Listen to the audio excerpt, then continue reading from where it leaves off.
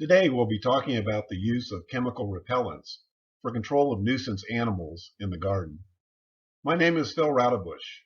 I'm an Extension Master Gardener Volunteer in Buncombe County, a retired veterinarian, and a certified Blue Ridge naturalist. The topic of nuisance wildlife is an opportunity for me to use this varied background to talk about possible solutions to problems seen commonly in your garden or landscape. First, I'd like to talk about the concept of integrated pest management, or IPM, and how it relates to use of repellents. Pests are defined as any unwanted living organism, and nuisance wildlife such as voles, rabbits, raccoons, deer, and other animals certainly qualify as pests. Let's use white-tailed deer as an example of wildlife that we often want to manage in the garden. With IPM, we want to concentrate our management efforts on the things at the base of the pyramid to limit pest damage. In other words, we want to use cultural and mechanical or physical management techniques first, rather than relying on chemicals such as repellents. In this case, there are extensive lists of ornamental plants that are less attractive to deer. Placing these types of plants in the landscape will mean there's less likelihood that you will have problems with deer damage. For example, river birch is a native tree that is rarely damaged by deer, while plums and cherries are frequently severely damaged. A helpful publication is Rutgers Cooperative Extension Bulletin E271, titled Landscape Plants Rated by Deer Resistance. This is a good resource to use when using cultural techniques to manage nuisance deer. The second tier of IPM is mechanical or physical measures to control pests. Fencing is commonly used to prevent deer browsing on individual plants or in gardens, and is a good example of this phase of IPM. The third tier of IPM is biological pest control. One example of biological control is the presence of domestic dogs in the yard or neighborhood, which frighten deer or other nuisance wildlife. Use of some repellents, such as predator urine, also mimics biological control. The top of the pyramid is chemical or lethal control of nuisance wildlife. In the case of deer, this is where most chemical repellents fall. The important concept of IPM is that the gardener should focus on more benign, preventive measures of managing nuisance wildlife rather than resorting to chemical measures right away. A bit of a disclaimer: you're going to see pictures of many different products later in the presentation, and brand names and pictures of products that appear are for product identification or educational purposes only. No endorsement is intended, nor is criticism implied of similar products not mentioned. What is the definition of a repellent? Well, if we look in the dictionary, you'll see that it says a repellent is for serving or tending to drive away or ward off something, which is certainly the case with nuisance wildlife. And the secondary definition is arousing aversion or disgust, which is certainly something we want to do with repellents frequently. And then again, one other definition is something that repels. If we categorize repellents, they generally are based either on taste or odor. So taste-based repellents are sometimes called direct repellents because they require direct contact with the repellent to produce the repellent activity. Odor-based repellents are often called indirect repellents because the animal doesn't have to come in direct contact with the repellent. And many of the repellents that we'll talk about are a combination of both a taste-based and odor-based product. So before we talk about the individual types of repellents, I want to go through what I call my repellent rules. Repellent rule number one is to always remember that repellents are not the same as fence. In other words, the success with repellents is usually measured by a reduction, not an elimination, of the damage caused by wildlife. Rule number two, Repellents work best when the following criteria occur. There is low to moderate animal pressure with light to moderate feeding damage. Usually repellents work best when you're just trying to treat a small area, not large acreage. They usually work best when an alternative food source is available and repellents are not being used elsewhere in the area. The picture here is a place where repellents would not have been very effective. We can tell from the browse damage on this shrubbery that probably the feeding damage would be classified as moderate to severe. Probably implies that there is moderate to severe animal pressure. Certainly this is a large area to try to manage this problem with repellents alone. So again, remember where repellents work best: low to moderate pressure, light to moderate damage, and usually in small areas. Rule number 3, repellents work best if they're used before the problems begin. Again, think about the picture that we just looked at with severe browse damage that's already occurred on that shrubbery. It's probably at this point that repellents are not going to be very effective. Rule number 4, multiple applications using products with different ingredients or different modes of action are probably the best practice. Again, animals, the nuisance wildlife that we're dealing with are creatures of habit. Oftentimes, after they're exposed to one single repellent for a long period of time, they'll become habituated to that and it probably won't be as effective. Rule number 5, if you're using a commercial product, please follow the label directions. The label is the law. And one of the examples of that is that there are very few repellents that are actually labeled for direct use on edible crops. We'll mention some of the repellents here in a few minutes that can be used around edible crops, but in general you want to be able to follow what's on the label. Rule number 6, unfortunately for us who are home gardeners, the efficacy of repellents on growing plants in the home environment is largely unknown. Most of the research that has been done with repellents has been done on shrubs and conifer seedlings, often in the dormant phase. Many studies have been done on winter browsing, on shrubs and conifer seedlings by deer and elk, or the repellent has been added to pelleted feed and fed to captive animals. None of these are the typical home environment for us as a home gardener. And so unfortunately, we don't have a lot of good efficacy data to help us in choosing animal repellents. Next, we're going to talk about the various categories of animal repellents that you might use. The first is ammonia, or commercial products that contain salts or fatty acids of ammonia. They primarily work by odor to distract the animal. It can be used on or around edible plants. And depending on the environmental conditions, primarily rainfall, it may last up to 4 weeks. Ammonia itself can be applied by using an old sock or an old t-shirt or some other type of material, immersing it in the ammonia and then placing that by a burrow entrance for a burrowing nuisance wildlife. The commercial products are made to be diluted and sprayed directly on or around plants. Essential oils are unique aromatic compounds extracted from plants. Once the aromatic chemicals have been extracted, they are combined with a carrier oil to create the final product. A number of different essential oils listed here are frequently used in pesticides or animal repellents.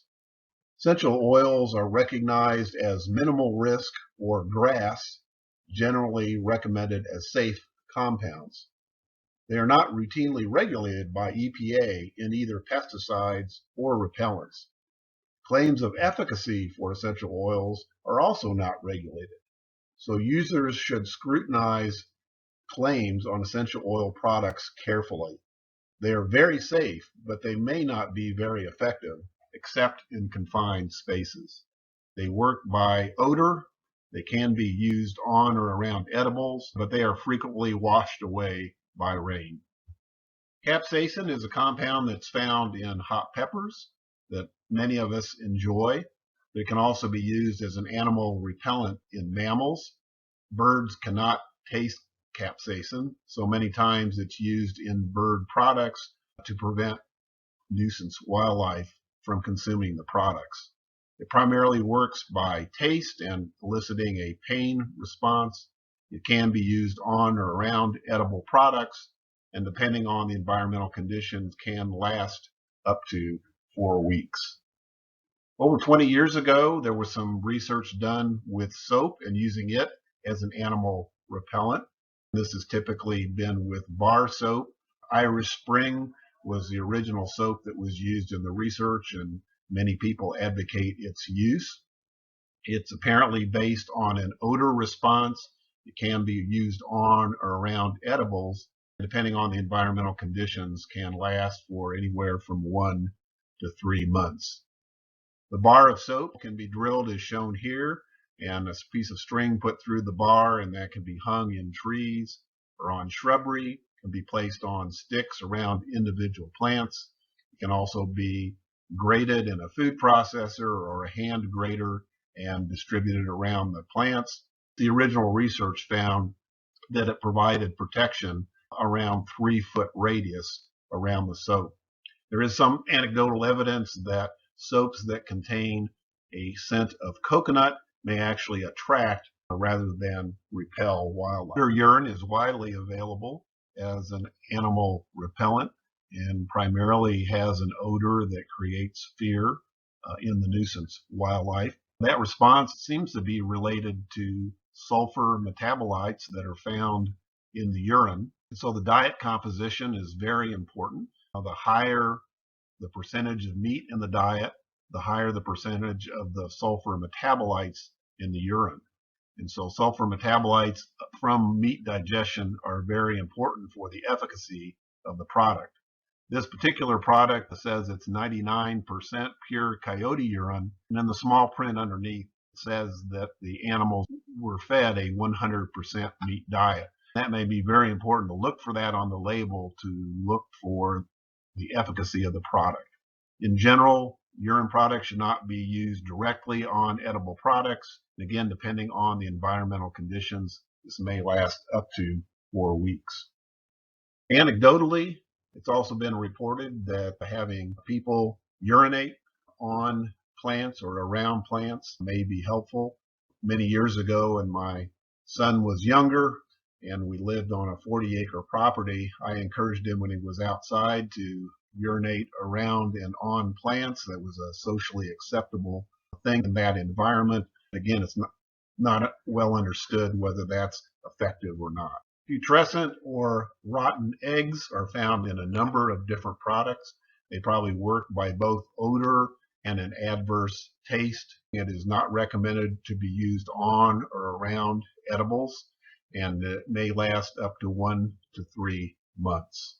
Animal protein or blood products are primarily from slaughterhouse waste, and they also mimic predator odors.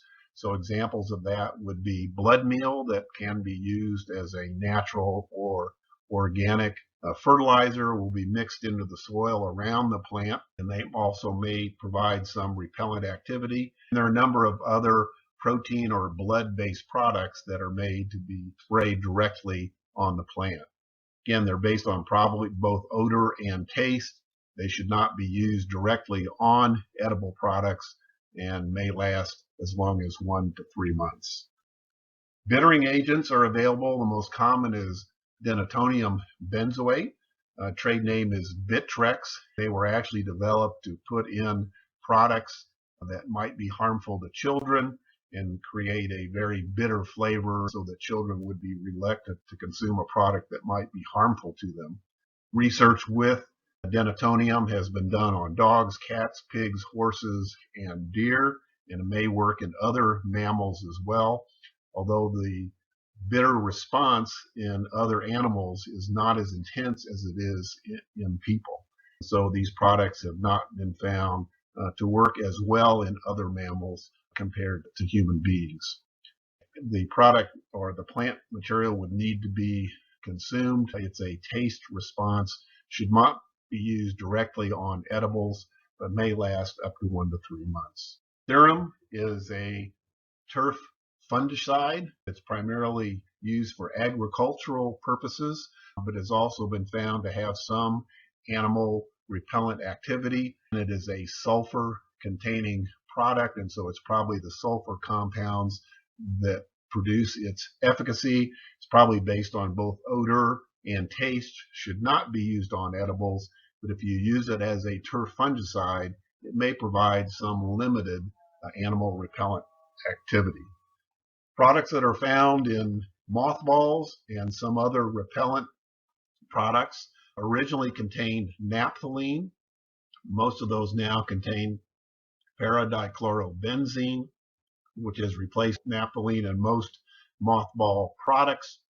And naphthalene itself, from a regulatory perspective, has pretty much been eliminated from the marketplace, although you might still be able to find it. And if you do, it will be repellent granular products. It primarily works by odor, should not be used around edible products. Finally, there are a number of combination products on the market that contain combinations of all the different ingredients and types of repellents that we've talked about so far. They're based on both odor and taste. They may or may not be able to be used on or around edible products, and most of them list an efficacy from anywhere from 1 to 3 months. I've just shown you a couple of different products that are combinations, and these are just good examples of the kinds of products you might find in the marketplace. Here's a product called Deer and Rabbit Mace that includes a putrescent egg and then a number of different essential oils. Another product called Critter Ritter, you can see has a number of different essential oils, including both dried blood and egg or putrescent egg solid ingredients. So finally, that raises the question of which product is best. Well, as I mentioned earlier, unfortunately, most of the research that has been done is not focused on plants that are actively growing in our typical gardens and landscape. So if we look at the experimental design for many of the animal repellent studies, it's been done looking at browsing damage by elk or deer, but it really doesn't focus on other nuisance wildlife. What are the test subjects hungry? It's really been found through the research that if the subjects are hungry, so an example of that would be deer in the wintertime that don't have much else to eat, they will cause significant browse damage in the wintertime because they are hungry and they really don't have anything else to eat. What is the test food? Again, most of the research that has been done has not focused on the home gardening environment. What are the environmental conditions, especially rainfall and season? Again, much of the research that's been done has been done in the dormant season and not during the active growing season. So when new products come on the market, there's really very little research to compare those new products to products that have been in the marketplace for a long time. But if you look at the studies that have been done, the products that appear to be most effective are those products that contain some type of decaying animal protein, such as putrescent egg or slaughterhouse waste, such as blood products. And so in general, those products will perform much better than the other categories of repellents that we've mentioned. Also, capsaicin that's found in the hot pepper products can be very effective if it's used at the appropriate concentration. And generally, a capsaicin level of around 0.5 to 0.6% is recommended for effective use of capsaicin as an animal repellent. And those two categories of repellents appear to be most efficacious. And we've talked about the concepts of integrated pest management. It's important to realize that if we can use cultural, mechanical, physical, or biological strategies, they may be much more effective than some of the chemical methods for pest management, such as the repellents that we talked about today. Finally, I hope this has given you a little bit better appreciation of animal repellents and how you might use them for nuisance wildlife. If you have questions about animal repellents, or any other gardening questions, I would encourage you to contact the garden helpline maintained by the Extension Master Gardener volunteers. They can be contacted on Monday, Wednesday, and Friday between March and October during the active growing season by the phone number shown here, or you can submit questions to buncombmg@gmail.com. Email is actually a very good method to submit questions because you can also attach pictures of plants or plant damage or a pest that you're concerned about. Thanks for listening and happy gardening.